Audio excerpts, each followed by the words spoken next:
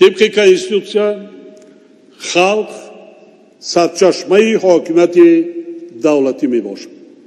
یعنی حاکمیت به خلق تعلق دارد. بنابراین هر یکی ما رهبران تمام ساختار و مقامات دولتی و کل خدمتچیان دولتی باید به خلق صادقانه خدمت کنیم، نه خلق به ما.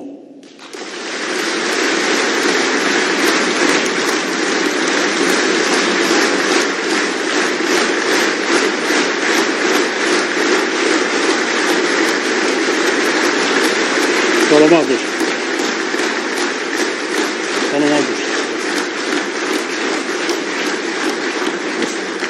یعنی باز هم بیشتر زحمت کشیم، به خلق عزیزمان صادقانه و صمیمانه و با وجدان پاک خدمت کنیم، نقشه های بنیادکارانه خود را سری وقت و با صفت بلند به انجام رسانیم.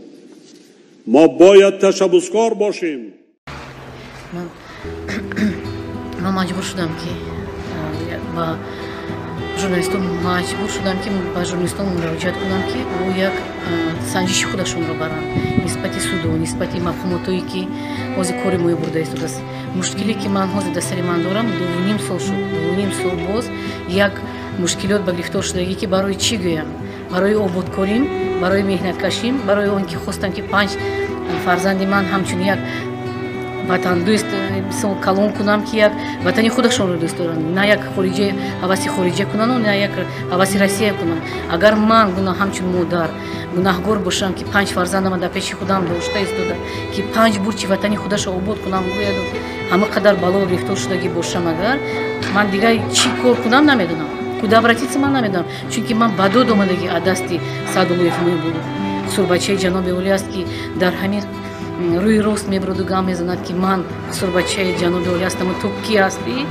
تو یک سویبی بی سویب آدمی انسانی بی سویب. و چی میخواهند؟ و میخواهند که تمام ملک مولی مویا به هیچی گیرد. اول نرخ نمو کردن، نرخ دادن. مثالی که گفتن که پولش میدهیم $900,000. پولی چی رو شما بازار دارید؟ بازار داریم. با همین بازار مویا پست به هیچی گرفتنی است. هر یک فشار میبرن، هر یک آدم روی میکنن که بیام توی رئیس ناحیه میکنیم بازار تا خالی کن. من برای یک کس به بازار نرفتم که اینجا است در شهر پرداختن. 9 سال شد من دام شرطزم، 5 فرزندم کتی. برای نرفتم که یک چیز روز کنم و یک کس به توفیق کنم. من نه یک کلی دوزی کتی دام جر مثال روز کردم. من مهنتی حلال خودم طلب کرده است. لیکن یگون مقامات طرف من نمیگیره. هم در جایی که من نمیرم که عریضه می-نویسم میگم که خفه نشوید، زیغ نشوید، قانون برای همه یک است. لیکن قانون من فهمیدم، گویی که فهمیدم که قانون برای همه یک است، یک نبود است. استودیوهای ما همچون یک فوتبال نمی‌اچید. این طرف با این طرف تیلا میتیان که من حس میکنم که وایایم کمتر دل دارن و وجدانشون عذاب میتیه. چون که هر حالنامه ما نه این طرف نه اون طرف. فهمیدید؟ عذاب من 2.5 سال شد، عذاب گوره است. که من خود یک زمینی پارتوی برده آباد کنم و 5 پسری خودم که من همون زمین با اون کنم، همین بیکار خودی، همین در همون شهر من بردم همونای بنیتی نیک. لیکن من چی گرفتار شدم؟ آباد کردن من گرم گناه هستم اینجا. وطنی خودم با. اگر من وطنی خودم با در کنم شم، من در روسیه چیکار میکنم؟ من آباد کرده ایستاده هم قبلا گرفتار شدم. یگان تهدید نکردن شما؟ بسیار میکنم. لیکن کی؟ بسیار میکنم تهدید. کی نیست نابود میکنم. شوهر من ازبک است.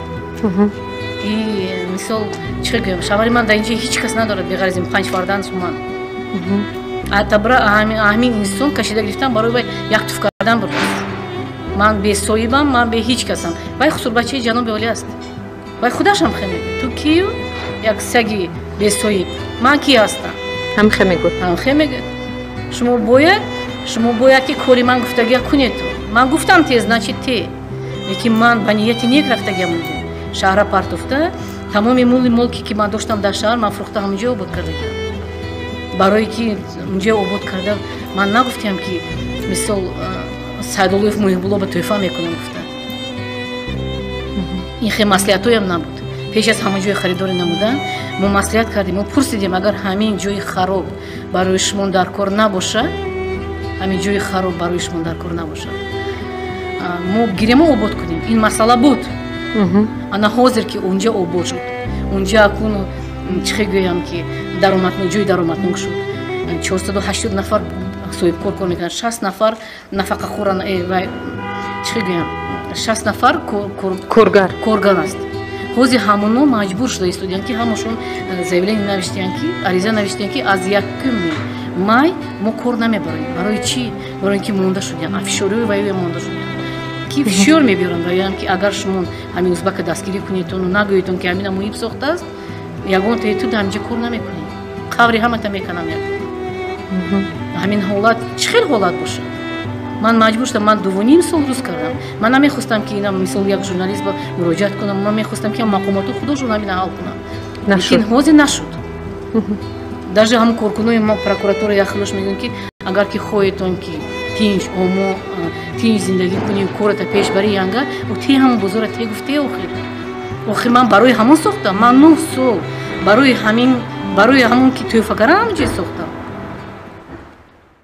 ана ҳамон ҳушдор кардани мо ба мардум ки зиракии сиёсиро бояд аз даст надиҳем, дар ғафлат намонем, ана ҳамин аст.